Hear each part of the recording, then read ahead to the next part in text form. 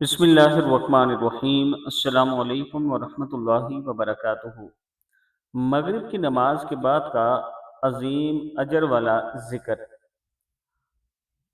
نبی کریم صلی اللہ علیہ وآلہ وسلم نے فرمایا، جس نے مغرب کے بعد 10 مرتبہ یہ کہا، لا الہ الا اللہ وحدہ لا شریک لہ، لہ الملک ولہ الحمد یحیی ویمیت وہو علی کل شیء قدیر۔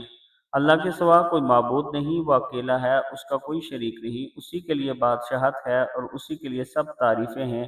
وہ زندہ کرتا ہے اور موت دیتا ہے اور ہر چیز پر ہر پوری طرح قادر ہے۔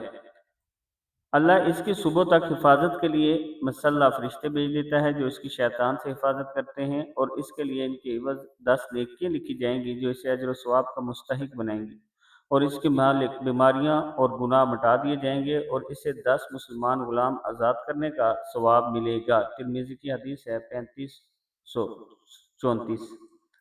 دعا ہے، لا الہ الا اللہ وحدہ لا شریک لہ، لہ الملک ولہ الحمد یحیی ویمیت وہو علی کل شیء قدیر۔ صدق اللہ العظیم۔